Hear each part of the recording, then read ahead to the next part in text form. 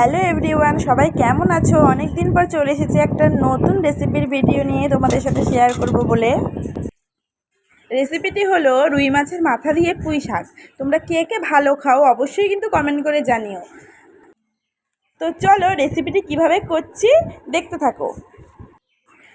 প্রথমে আমি কড়াইতে কোনো তেল ব্যবহার না করে কেটে রাখা সবজিগুলো দিয়ে দিয়েছি। কেটে রাখা সবজিগুলো হলো পটল, কুমড়ো, আলু আর পুঁই শাকের ডাঁটাগুলো।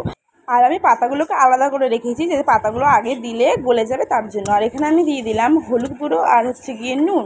কিছুক্ষণ আমি নাড়াচাড়া করব আর অন্যদিকে আমি মশলাটা করে নেব। তো চলো আমি কী মশলা দিচ্ছি তোমাদেরকে বলি। এখানে ছিল গিয়ে গোটা জিরে, কাঁচা লঙ্কা আর আদা। যাই হোক, আমার মশলা করা হয়ে গেছে। আর এদিকে একটু হালকা নাড়াচাড়া করার পর আমি মশলাটা এখানে আমি দিয়ে দিলাম। তো মশলাটা দিয়ে একটু হালকা কষাবো। কষানোর সাথে আমি তখন পাতাগুলোকে দিয়ে দেবো।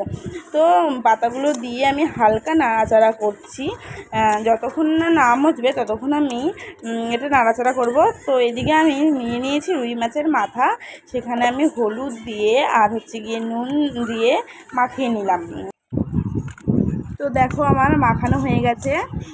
তো চলো অন্যদিকে দেখি কী অবস্থা। এদিকে আমার শাকটা মজে অল্প একটু হয়ে গেছে। তো আমি এখন একটু পরিমাণে জল দেবো যাতে আমার সবজিগুলো একটু সেদ্ধ হয়। তো আমি জল দিয়ে কিছুক্ষণ রেখে দেব।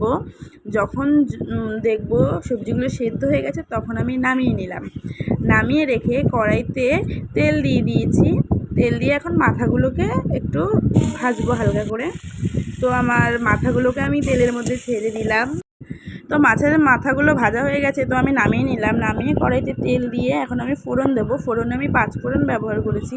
তো পাঁচফোড়নটা হালকা লাল লাল হলে আমি তেজপাতা দিয়ে দিলাম। তেজপাতাটা লাল হয়ে যাওয়ার পর আমি পুরো শাকটাকে মাথা সমেত আমি কড়াইতে ঢেলে দিলাম।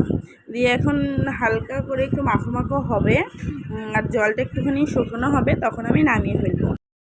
রুই মাছের মাথা দিয়ে পুঁই শাক হয়ে এসেছে, জলটা শুকিয়ে গেছে। এখন আমার রুই মাছের মাথা দিয়ে পুঁই শাক পুরো কমপ্লিট। আর খেতেও দারুণ টেস্ট হয়েছিল। তোমাদের যদি কারো এই রেসিপিটি ভালো লেগে থাকে অবশ্যই কিন্তু ট্রাই করো।